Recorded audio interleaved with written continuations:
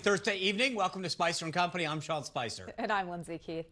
Well, we are 47 days away from the election now. I know, it's crazy to believe. And the president is trending positively, actually, Sean. But of course, this is opportunity for the left to try to find some new ways to attack his character because they're freaking out a little bit now. I know. Every day, Lindsay, it seems like the president did this big thing we talked about the other day, this peace accord with Israel, UAE, and Bahrain. And somehow the focus became who was wearing a mask and who wasn't. And as NBC, we played this yesterday, talks about, well, it's not that big of a deal because, well, it didn't solve all of Middle East peace. There is nothing positive the guy can do that they reflect positively on in their newscaster and what they write. It's always figuring out where's that negativity. And I know we're going to get into this in later shows, but it's like even the fact checkers, they go around and they go, yes, it's technically correct, but in our opinion, there wasn't full context. There's nothing that's right.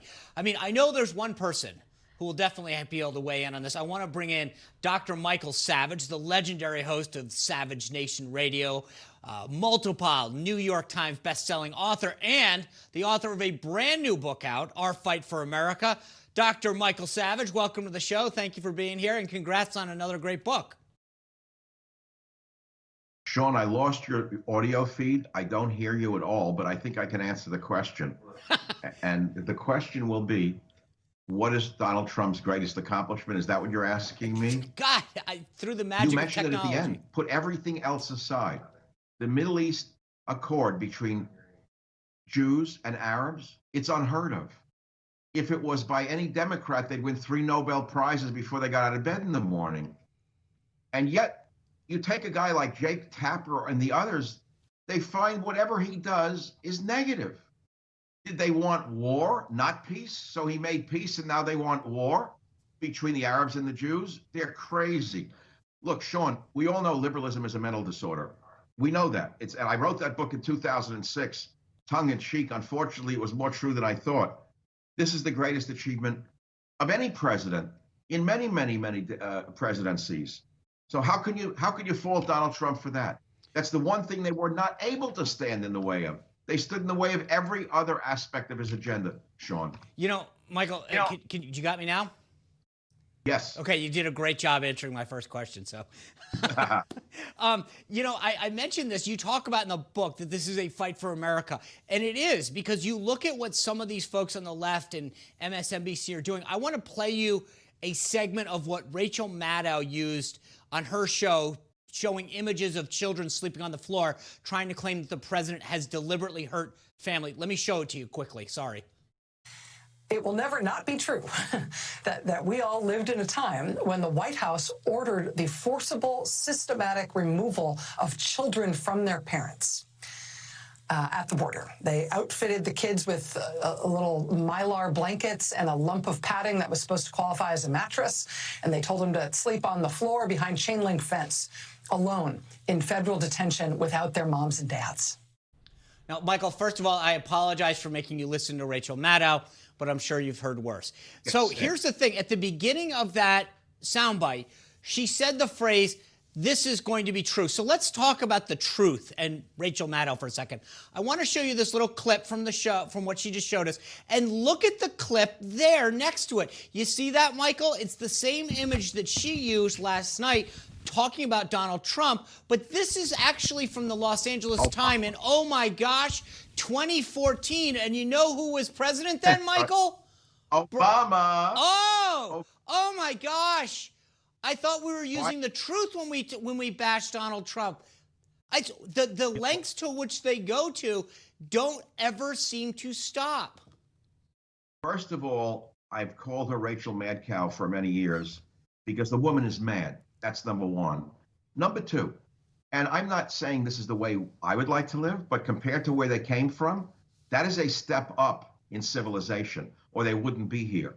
They're getting 3 meals a day. They're getting medical care. They have a roof over their head. They're protected from predators. They're not being sold into sex slavery. And the room is warm. So that's number one. And it is Obama's detention camp. So how much of this propaganda do the American people have to see until they say enough is enough? Sean, this is a big point. I've spoken with people who are reasonable liberals who told me that they're turning on the Democrats because of the round-the-clock 24/7 Trump bashing. They don't believe a word of it, and they want to vote for Trump almost out of a default vote as a protest vote because they know it's all a big lie. But the thing that's fascinating to me is that they love to talk about the truth and Donald Trump lying. And here they are manipulating stuff to deceive the American people. If you want to go say that Donald Trump's policies are not what you believe in, fine, fair enough. To your point, that's what liberals and conservatives can disagree on. But it's the lying, the very thing that they want to hit Trump on. They do better than anyone else. They manipulate, they lie, they obfuscate, and they do anything. And then when they get called on it, they go, oh, you know, it's unbelievable the lengths that they go to. And I think that's to the point of your book. That's the fight for America that we have to have right now, this election year. Sean, I know time is limited. I know the president listens to your show. He respects both of you very highly. I have one note that I have to make, which I've never said on the radio or any other show, because I thought of it for you this morning. Biden's greatest weakness can become his greatest strength if Donald Trump is not careful for the trap. Biden's greatest weakness is his lack of mental acuity. Am I right? Everyone sees that. Everyone knows that. I have psychiatrist friends who say he's clearly he's disabled in the mind. Okay, we know that. That's his greatest weakness. But if Donald Trump during the debates mocks him or makes a mockery of his mental acuity, he's going to lose a lot of old people, and Biden will default into the victim. That's the worst mistake the president can make. You're the former communications director. If the president doesn't hear me, please, I hope he hears you. He can't fall into the trap of letting Biden become the victim. Yeah. He can't use that. That's my opinion. No, you're right, because we can't feel sorry for him. We have to understand what's at stake for this country. You know, interesting point, speaking of Biden. You know, the Biden campaign has talked a lot about the science and believing in the science. I want to play you something that he said with respect to a vaccine coming out. So let me be clear. I trust vaccines, I trust scientists, but I don't trust Donald Trump. And at this moment, the American people can't either. I mean, I almost feel like putting him into the anti-vaxxer category right now. He's basically sowing distrust among folks if this vaccine comes out not to take it by saying, I trust all the scientists, but if it's under Donald Trump's watch, I don't want you to take the vaccine. Well, you're asking me a question about vaccines, which is a separate question from Biden and Trump. As a PhD in epidemiology, I'll be honest with you, I'm not taking the vaccine. There are too many questions. You can't rush a vaccine.